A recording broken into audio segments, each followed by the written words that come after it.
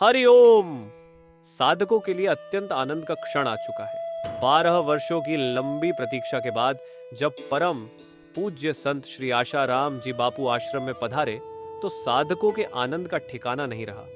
लेकिन इस उत्साह के बीच एक सवाल सभी के मन में बार बार उठ रहा था। सुरेशानंद जी महाराज कब आएंगे? क्योंकि उन्होंने स्वयं एक समय पर कहा था, जब बापू जी आएंगे तब मैं आऊंगा। साधकों के मन में लंबे समय से यह प्रश्न था कि पूज्य सुरेशानंद जी महाराज कहाँ हैं? वे क्यों अब तक नहीं आए? लेकिन अब सब स्पष्ट हो गया है कि वे भी अन्य साधकों की तरह पूज्य बापूजी के दर्शन की प्रतीक्षा कर रहे थे। और जैसे ही अवसर मिला वे तुरंत बापूजी के चरणों में पहुंच गए। अब वह घड़ी भी आ गई है जब सुरेशानंद जी महाराज भी अन्य साधकों की तरह पूज्य बापूजी के दर्शन के लिए उसी पंक्ति में खड़े हो गए जहां सभी साधक बापूजी के दर्शन की प्रतीक्षा कर रहे थे। यह क्षण सिर्फ एक साधारण मुलाकात नहीं बल्कि साधकों के लिए भावुक कर देने वाला पल था।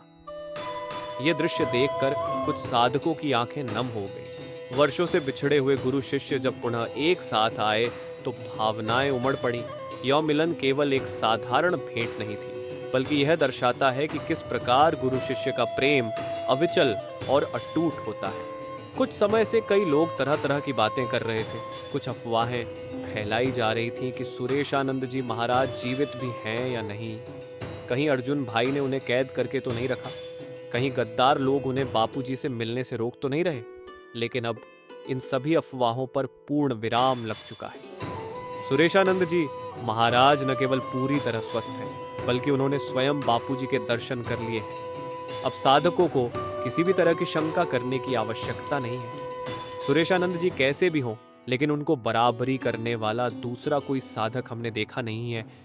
उनकी गुरु सेवा का बहुत बड़ा योगदान समाज को मिला है क्योंकि ब्रह्म ज्ञानी संत परम पूज्य बापूजी की कृपा उन पर थी। यह क्षण केवल एक साधारण भेंट नहीं थी बल्कि यह दर्शाता है कि बापूजी का सच्चा शिष्य कभी विचलित नहीं होता। गुरु शिष्य का प्रेम कभी कम नहीं होता, चाहे समय कितना भी लंबा क्यों न बीत जाए। साधकों का जो अभाव था वह अब समाप्त हो चुका है।